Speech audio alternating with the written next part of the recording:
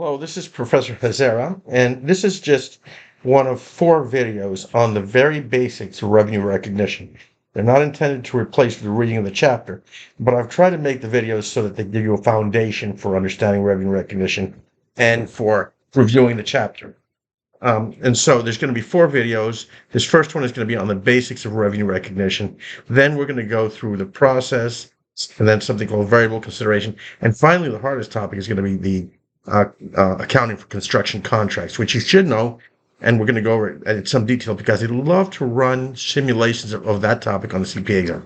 Anyway, let's start with the basics of revenue recognition. And these are the very basics. This is really just my way to remind you of when you recognize revenue. Okay, so we already know from previous chapters, you recognize revenue when a service or good, I'm going to replace that there, when a service or good has been delivered. So I'll change the word there. When a service or good has been delivered is when you recognize revenue, regardless of when cash is received. So you can receive cash, but you don't recognize revenue until you actually perform the service. When you receive the cash, if you receive cash in advance, you owe the service, so that's the liability. Is deferred revenue. Okay, so let's just go through two examples. This will be a very short video, but I just want to remind you with this video that you recognize revenue when you perform a service. It doesn't matter when you send a bill out, it doesn't matter when you receive the cash. It's you recognize revenue when you perform a service. Okay, so let's say example number one here. Okay, on 12/1/X1, the ABC company performs $1,000 of legal services for a client, and the client is billed and payment is due the next year on 1/15/X2. Okay, so your first revenue, as we already know, is going to be you perform the service on 12/1/X1. So on 12/1/X1, your entry is going to be debit accounts receivable for $1,000 and credit legal revenue for $1,000. Now, there's no need for an adjusting entry because you've already recognized the revenue. Okay, and then the next year comes up, you collect the cash for $1,000 and you write off the receivable for $1,000. Okay, but the main thing is that regardless of when the cash was received, in this case, a few weeks after, 6 weeks after the service was performed, you receive the cash, but you recognize the revenue when the service is performed. You perform it for credit, you debit accounts receivable. Perform it for cash, you can debit cash. But this credit to revenue is very important because it's close to the X1 financial statements and increases your revenue in that year. You want to recognize revenue and increase your net income in the year the service is performed. Okay, now this is just, the next one is, and this is what I say down here, that revenue is recognized in year one and would increase net income in year two. Okay, now just to review deferred unearned revenue, which I just quickly mentioned. Okay, when cash is received in advance for providing a service, a deferred unrevenue liability account must be recorded since the revenue is still owed. So if you receive cash for something you're going to do in the future, you debit the cash and you credit deferred revenue because you still owe the revenue. Okay, so this is your basic example. And these examples are intended to just remind you of that all-important rule. You recognize revenue when you deliver a good or a service. Okay, so we go to example 2.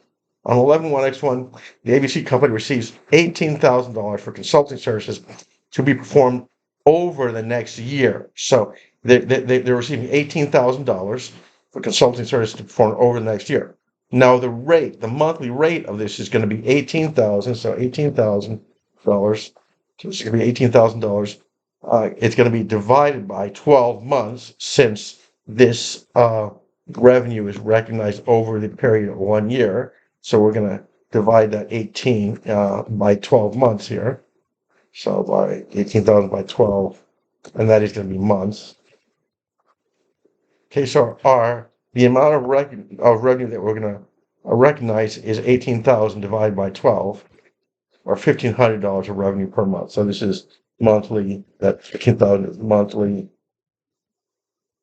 revenue. Okay, so that would be your first entry. And then we go to 12/31/X1, which is going to be your adjusting entry. So I am going to put right here, I'm going to sort of specify that this would be an adjusting entry because 2 months have gone by between November 1st and December 31st.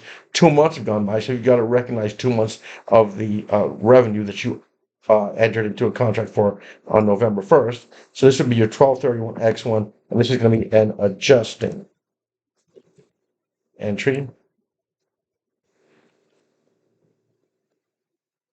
Okay, and you're going to write off. We know that it's that you're going to recognize revenue of 1,500 for per month, and so you've got 2 months that have gone by, and here's the so you got to recognize 1,500 times two, so you've got to write off 2 months of the deferred revenue. So you owed $18,000 of uh, services over a 12-month period at 1,500 per month.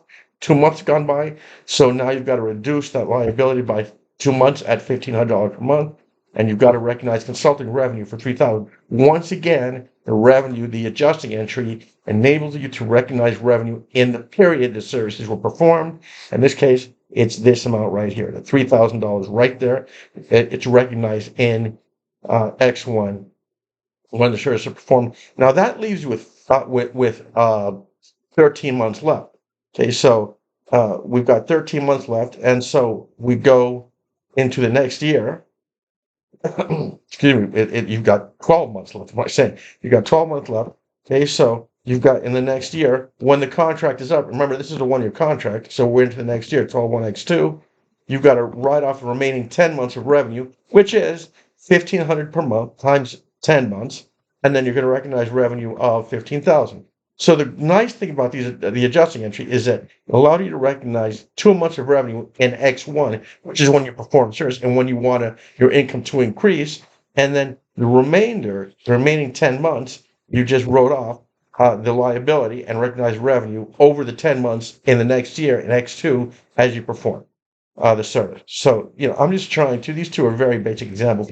I'm just trying to emphasize once again that revenue is recognized. This is the all-important rule, the revenue recognition rule.